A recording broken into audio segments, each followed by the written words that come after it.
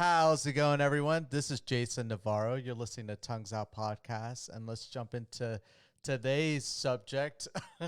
Sorry, I was looking at my monitor, and that's like what I'm using to record the live podcast. I don't know why I was doing that, but anyways, so what I wanted to talk about today was actually my the thing I wanted to talk about yesterday. Um, I think it's definitely yesterday's podcast was well deserved. It was definitely a my day was going pretty normal until like that bad news happened. Again, Chadwick Boseman passing away is definitely impactful. I spent the day today actually watching a lot of his movies with my daughter, and what a phenomenal range on that actor. Watching a lot of reading a lot of tweets about him today, and just like the people that respected him and respected what he did, will always remind us is just like how shitty cancer is. And I just, I'll have to spend more time talking about that, and maybe some of the science and some of the stuff, the current technology that we're doing to try to stop this disease. It's one of the things that I'm afraid of. They say once you go past the age of 50, the likelihood of you becoming or having cancer increases double fold almost for every 5 years after that. And that's a scary idea. They say by the time you're 70, it's almost like a 1 in 7 chance that you're going to be having some form of cancer. By the time you're, in mid 70s, it's like a 1 in 5, which is just a scary idea. But even like, at my age, I mean, he was only 13 years older than me, and he passed from that. And I've known people that are my age, so 10 years older than me, but I've known people my age that have had cancer. I've known people younger than me. I went to school with someone that has melanoma, that luckily wasn't like a really invasive form of cancer, and it wasn't a high stage melanoma, but he was 18. We went to high school together. It's crazy to hear that someone even that young could get it. But I mean, I've heard stories of people even younger than that. It's just so scary, to be honest. And luckily, advancements in science have actually made the survivability rate, at least after diagnosis, a lot higher, which is good. It just sucks though to see that there's still people that pass away young from it, and especially when it's such a late stage. And so that's why it's super important to get tested. Um, I actually found out recently that one of my old managers, when I was working at AT&T, actually had colon cancer, because he talked about it on Facebook today, and I did not know that. And he had it at a pretty young age. Eric, I'm sorry, I think you said you had it at 35, maybe older. But that's scary. They say for men, you don't really start getting colon test like getting your test for colonoscopies until like you start hitting 40. But I mean, it's something I'm gonna have to start talking to my doctor about. Maybe something to start to do at 35. Uh, COVID-19's made it very difficult for me to go get checkups. Luckily, I did a checkup right before the pandemic actually hit, but I'm due for another one soon. And it's something that as I get older, I have to start managing. And today's podcast is kind of talking about that, I guess, because I wanted to talk about blue light. That was yesterday's podcast, what I did want to talk about before, hearing of Chadwick's passing. But, um, you know, as I get older, it's unfortunate that, this is the world that we live in. As you age, you start to feel those impacts. And so they definitely say that your prime years are like your 20s. It's like when you've passed puberty, you've matured as a body type, your body and your brain has stopped developing by like your early 20s, and then you kind of just ride that out for like a good 8 years. And then like once you get to 30, that's like when your body starts to degrade.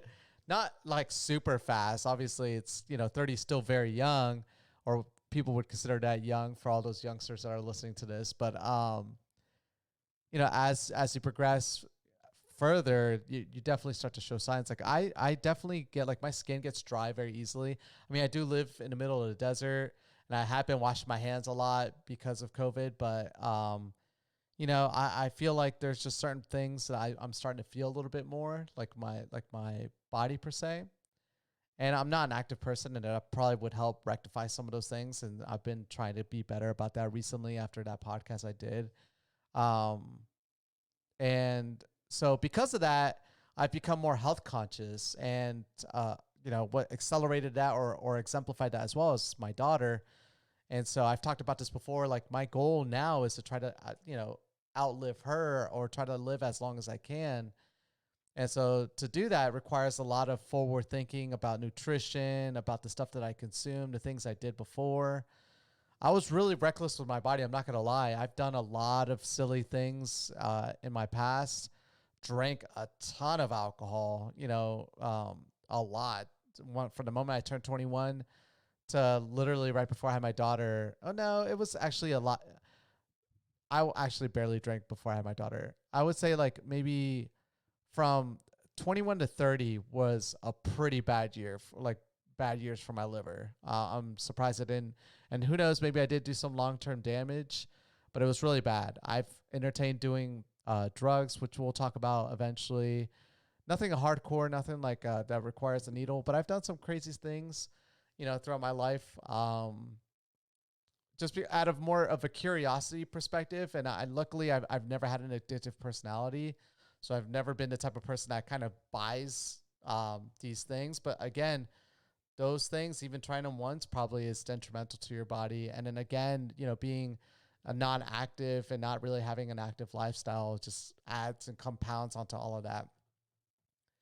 So knowing that history that I have, it makes me even more conscious of like, I need to start doing something now. Or like I started to think about that when I was like, right when I hit 30, it's like, I need to start thinking about this and taking it a little bit more serious. And so that's why like becoming a vegan was was easy for me to jump on. I did it out of just like the fact that I was just drinking so much alcohol when I was doing that. And it's almost been like 4 or 5 years now since I've been a vegan. I've lost track of how many years it's been, but it was definitely before I no, that's a lie. It's been 3 years. It's been 3 years. Because on my 30th, I definitely do remember eating meat still, but it's right after I turned 30, that's like when I became vegan. So it's been 3 years. And I started to just like look into more like longevity stuff and following nutritional aspects. I lean on my mom a lot because she loves skincare, and my mom looks super young for her age. Like I'm not gonna talk in detail, but my mom's in her 50s, mid 50s, and a lot of people comment how she looks literally, still like her late 30s. She takes really great care of herself. And she's a hard worker. She's out in the sun a lot too, which, sun can cause a lot of damage to your skin. So being in Florida, she's always out and always active. And so sun damage is pretty bad for your skin. And so she definitely knows what it takes to like really take care and protect herself from the sun, and wearing like a lot of sunscreen. And so I've been leaning on her recently. And actually one of the funny things she was telling me was about blue light and how blue light is, because we were talking about wearing like I get dry eye easily now too, like sometimes if I focus on a screen. So for the last like few months I've actually turned on, if you don't notice, blue light's like, and I'm going to talk more in detail about this actually in a second, but blue light exists as an artificial light from a lot of electronic devices, your laptops, cell phones, TVs. You get a lot of blue light from that. LED lights. So if you have a lot of LED lights, they have a lot of blue light spectrum from them. It's actually what makes them so bright with consuming less power. It's because they focus a lot of their energy towards the blue light spectrum. So that's why they have that brightness to them. LED anything technically has a lot of blue light. And then blue light exists anyways. It's just like going outside and being outside from the normal, like from the sun, has a lot of blue light. And so that stuff is like really damaging. And I've known for a while that like blue light from electronic devices really causes like dry eyes. It really strains your eyes, and it like makes you become more tired. It's really bad for your circadian rhythm as well. So like your internal clock in your body. So it really can affect your sleep cycles and everything of that nature. So for about like 6 months or so, I've had like the blue light filter on my cell phone. Excuse me, on my cell phone, and I just recently started to do it on my computers and stuff. So like when you turn the blue light filter on, you'll know because it starts to look like a tannish color on your screen. You'll be very surprised at how much like blue light really it affects the intensity of light and how bright things are. And but something I didn't know that my mom was bringing up that I was like, I don't know about that, Mom, is its effect on your skin and actually causing like degenerative effects on your actual skin, like wrinkles and oxidative issues and creating free radicals in your skin. And I was like, no, that's nonsense. She was like, no, seriously, like it does. And like, no fault to my mom, but my mom sometimes really believes a lot of stuff that she hears online. And I try to motivate her to do a little bit more research on things. So when I had her on the phone and we were talking about this, I as the son, this type of son, I tend to try to be corrective and try to tell my mom like, hey, you should take pause on certain information that you hear from friends or online and really do a little bit further research, because that's what I do when I hear certain things, including, well, like, I'm not a person that believes things the moment someone tells me something. I'll tell you like, oh, cool, that's interesting, I didn't know that. Unless you're like an expert, and I know, and people recognize you as an expert in this field, I try to just kind of respect you by telling you that like, oh, I that's interesting. But then when I come home, if it's something that definitely is, moving of an idea, I try to just spend time doing research on it. And then if I meet you again, I'll try to like bring that up in conversation again and see what your thoughts are on the information I found out.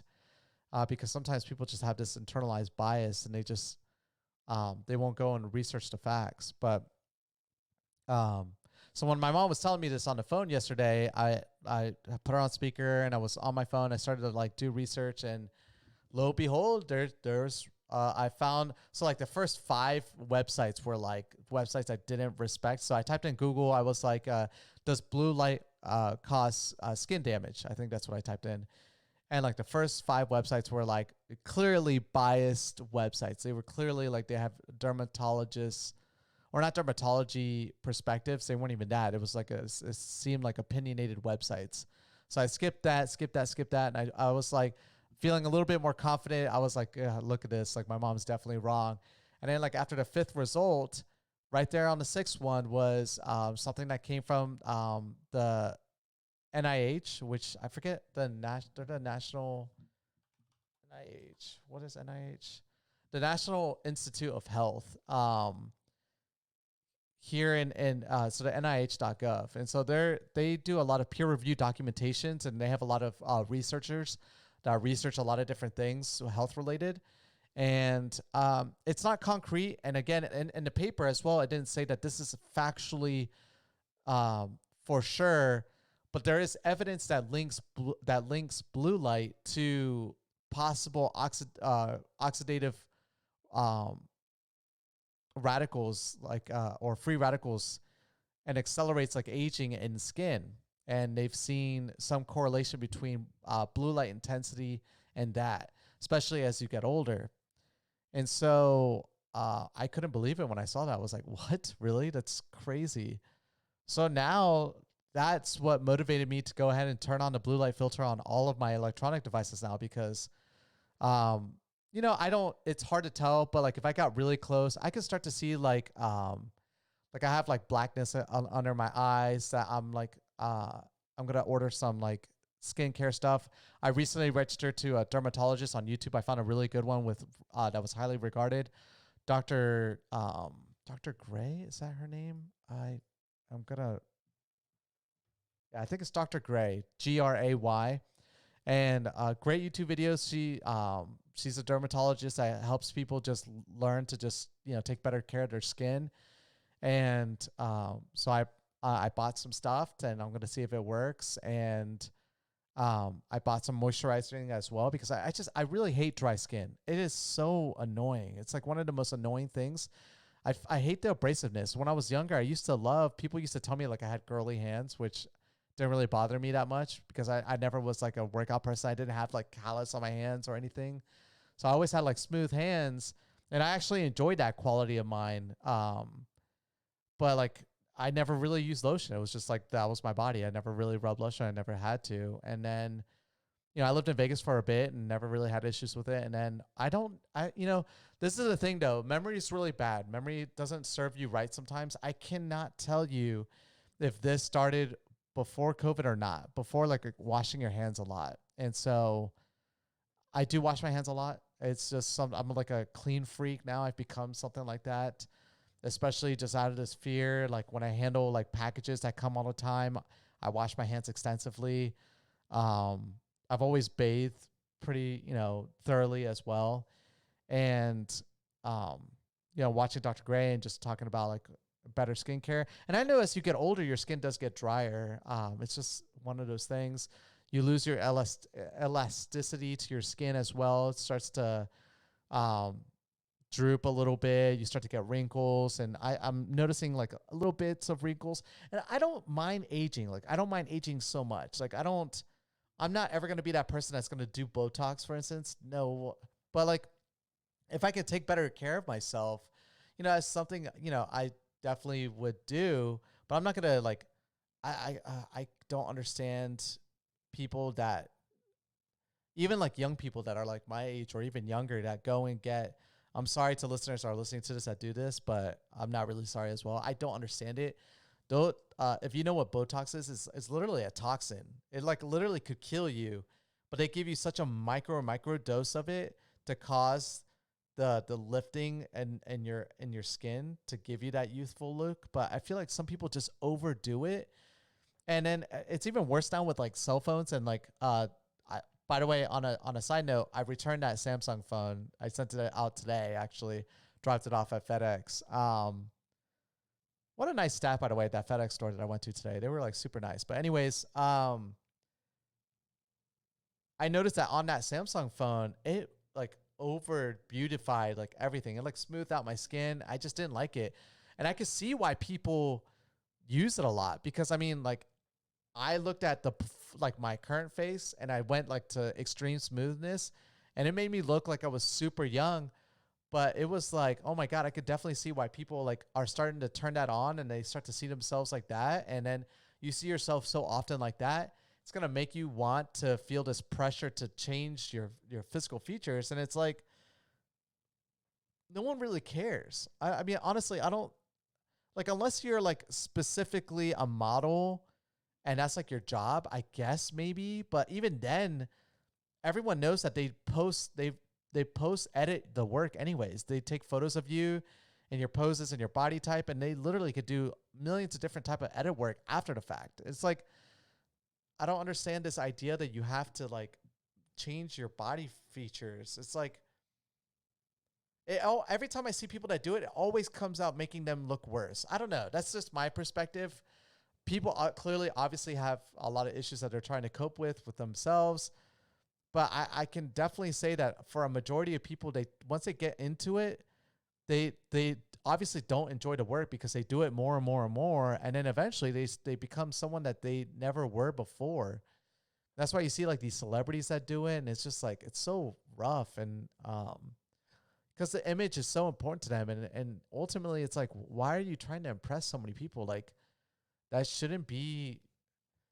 This like leans on that podcast I did where like your happiness is a derivative of other people. It's not healthy. Your happiness should come from like what you do for yourself and like what you can contribute to society. But like your looks is not something that like you were born with those things. Like appreciate who you are as a person. I don't think, especially nowadays in society as well, as we start to become more and more like open to equality and accepting people for who they are and what they believe in and who they want to have sexual relations with. The idea that you have to manipulate what you look like. I mean, yeah, I guess again, like if your profession is like being a model, but your cell phones, like I said, do that for you. And how many people are going to meet you in person if you're like an Instagram model? Like no one's really going to meet you in person. And if they do, that's what post-op Photoshop is for. So this whole idea of just having to change your body to fit the pictures, it just doesn't make sense to me. But I know it's more than that for some people. I know, again, it's like self-conscious things. They got bullied when they were younger, you know, they don't like their body type. But I mean, everyone has something to critique about themselves. Like mine is hair. And I almost um did hair therapy and like but I didn't ultimately do it because I don't want to do something where it requires you to continuously have to go see doctors as you get older. You lose more hair, so you have to go and get more hair follicles put in. And like my hair is like one of my biggest things. Like I have a huge receding hairline. I only have a hat on right now. It's not nothing to do with just like that. It's just like I have like having a mohawk requires me to spend time, and I only do that like if I have to work or something like that. During this pandemic, it's been a blessing that I don't have to do my hair every single day. I can just throw on a hat. But if I don't throw on a hat, like my hair is all over the place. It's so wonky. I have curly hair naturally. So I have to use like good enough product to kind of keep my hair the way it is. But even then though, like I have receding hairline and I have like, if my hair is definitely a lot lighter. It's not as thick as it used to be, but I'm comfortable with it. Like if I'd spend time doing it, as long as it's not super long, like I'm fully okay with it. I do take like a prescription drug to kind of keep the hair from like losing more of it. I take finasteride. That's actually the only prescription I take. But ultimately, like, let's say if my hair was just like I was losing it completely, as much as I would hate it, I would just go ahead and just accept being bald. I don't know what I would look like bald. A lot of people I talk to that I respect that just, they make it a decision and they just go full bald. I love seeing people like that. And my stepfather's bald out of choice. And a lot of people that I know are like look great bald. I personally, for me, I just don't feel like I would look good.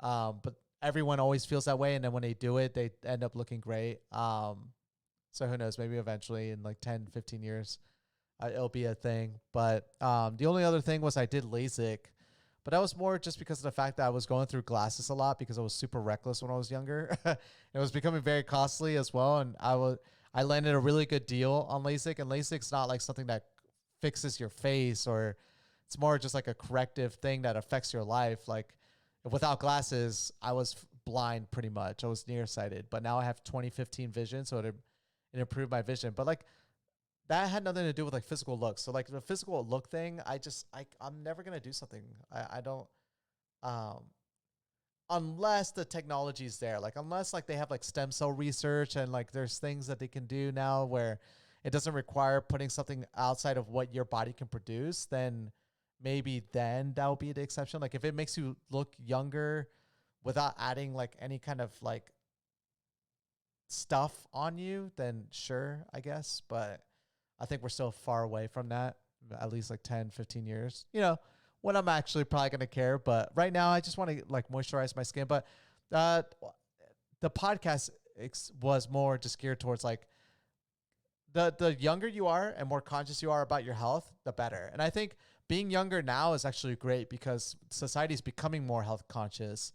Less sodas, less sugar. Everyone accepts that sugar's like super bad for you. Alcohol is starting to become like a negative thing. Like a lot of people are like, oh my, I think Budweiser's serving like a non-alcoholic Budweiser now. There's a lot of like non-alcoholic beers now, which I think is like super cool. There's bars now that are serving like cocktails that are non-alcoholic. So I love the idea that society is becoming more health conscious. That makes it so much easier for me when I make this decision for myself. And my recommendation to people that are younger than me, that are in their 20s, jump on it now, because like they do say that the younger you are, the more exponential the impact is on your life. Like me being 30 and making the decision to be more health conscious is probably going to add, like, let's say hypothetically, another 5 years at the end of my lifespan. For someone in their 20s, that's like another 10, 15, or even 20 years that they're adding to their lifespan because they're doing it earlier. And the earlier you do these things, the better it is for you. So my big recommendation to you is like, if you're in your 20s, hear me out. Like I was in your shoes. Trust me. I was super reckless with my body. I've done a lot of stupid things, and eventually listening through this podcast, you'll hear it all. I'm going to be an open book about me. I've done a lot of stupid things, And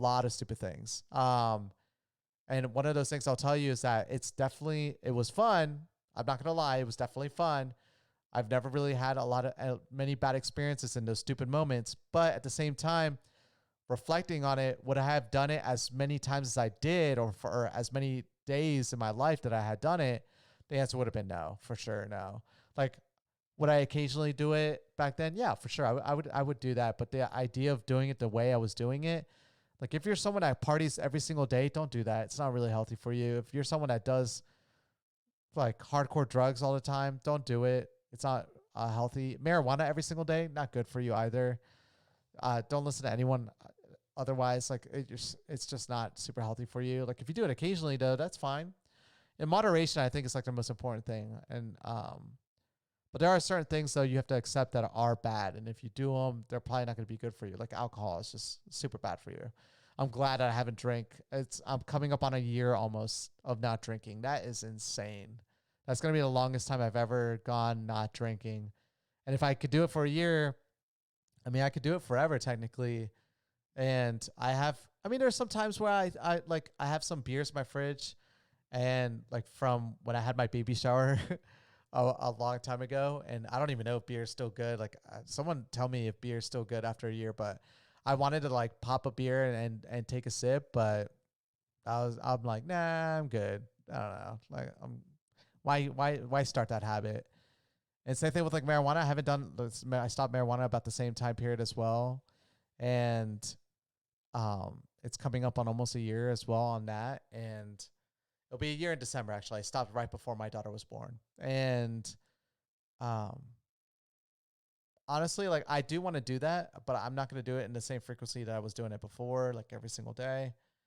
Um, Psychedelics, as much as I love them, I cannot do a psychedelic and be a good parent. Like I would do it maybe if my daughter was sleeping. Um, I would definitely recommend to you that if you're not in good health, if you're super young, don't do those things.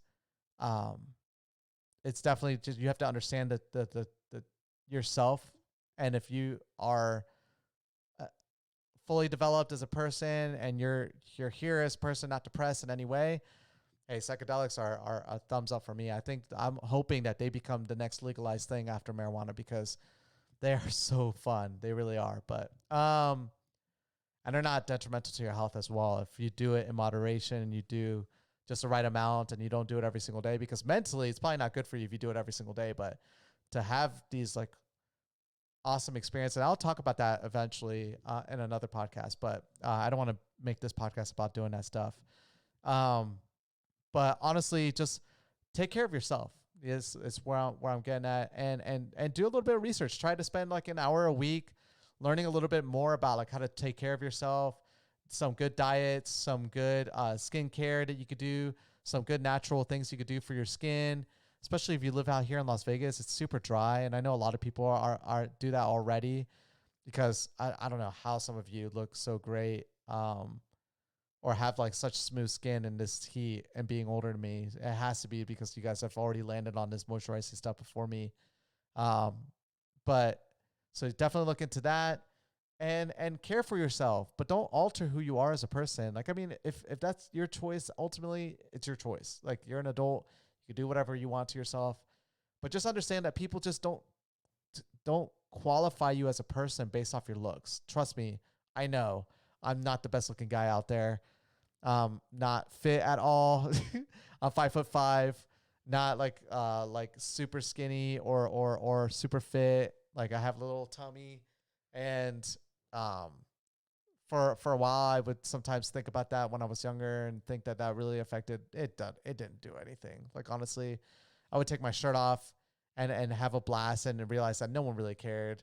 No one ever commented. No one ever said like, hey, you need to lose some weight, or hey, like you're not super fit. I mean, sometimes people would be like, hey, come to the gym with me, but they wouldn't like demean me in any way. Um, so it's how you uphold yourself ultimately. It's how comfortable you are with yourself. And I think everyone deserves to be comfortable with who they are. That's just the way you were born. It's just accept it, cherish it. And the more you do that, the more people can see how comfortable you are. It's how comfortable you are as a person is more important than your looks, 100%. And I think any good looking or ugly person that excels in life will tell you that. It has nothing to do with your physical looks. It's just how comfortable you are with who you are as a person. It's what's more important. So, um, but that doesn't mean that you can't be health conscious. You have to be health conscious. Look, longevity of life is different than your physical appearance. If you can, and if one benefits the other, then that's cool. That's a byproduct of it. But definitely, everyone should focus on trying to live as long as they can and extending their life. And so that comes from diet, exercise, and taking good care of yourself. So definitely recommend that. Outside of that, though, thank you guys so much for tuning into this podcast. This is my second one that I'm doing, talking into a camera. By the way, anyone that's interested in wondering the quality, for instance, for the live, my camera can record in 4K. It's got some pretty amazing capabilities. Like, for instance, let's take my like Deadpool figurine, for instance. And the recording, it's not going to look great. On my camera, it looks phenomenal. But on my recording, it's not, because the resolution I'm using on USB, it records in like a weird resolution. It's like 1054 by 768, which is like barely 720p quality. So if you're on even just a 1080p monitor, it's going to come out all right. Like 4K, it's going to look pretty bad. You're going to start to see pixelation. And just know that I'm eventually going to work towards that. I've already spent a lot of money towards this podcast, a ton of money. And so I'm going to allow the channel to kind of build up. And I think the context is more important than the way you view it. Obviously, eventually, I do want it to look as good as my camera records. But just to just show you, like, this camera is pretty insane. The autofocus is pretty phenomenal. Like, if I bring my Deadpool in, that's like super great autofocus. That is insane, like how quickly it does it. But on my camera, it looks awesome. But on the recording, it doesn't. And I apologize to people for that. To get it to record in 4K, like what this camera's capable of doing, I need to get a video capture device to connect to my computer and then do it that way. But that's it's gonna cost another like $250. Can I pay for that? I can, but like I said, I've spent, like, the camera was like $900. The whole everything here is not cheap. I'll just put it that way. And so I need to pace myself. There's like, I've been trying to like make this podcast the way I want it to be, like, immediately. And my focus now should be trying to develop a following and start to focus on like marketing myself and marketing material. So to those that brought that up, it's not the camera. It's not my recording. It's just the means of how I connected my camera to my PC via USB with the software I'm using at the moment. That's the best capability I can get with this camera. To get better, I'm going to have to get a capture device. And I can't afford it, but again, it's just not smart for me to keep blowing money that way without getting a following. But outside of that, thank you guys so much for even being patient with this and everything, the structure of everything, and just the changes with the podcast and everything of that nature. I love you guys. Thank you so much for taking the time to listen to me. And I can't wait to catch you guys tomorrow for my first live stream podcast, by the way. So that is going to be around 3 p.m. Pacific Standard Time. I don't have a set time yet because I don't have my first live session with my first commitment, which is my RPG thing that I'm doing with my friends, my role-playing game. So that starts at noon. When that ends, I'm going to go straight into doing the live podcast. I'm assuming our RPG session is not going to last more than 2 hours, but I'm going to give myself like a lunch break. So we'll say 3 p.m. Pacific Standard Time is when I'll be doing a live stream. I don't know how long I'm going to be doing it for. It's all dependent on how many people come in and start to chit chat with me. But definitely looking forward to it. And until then, thank you guys so much for listening. And I'll catch you guys all mañana. Peace.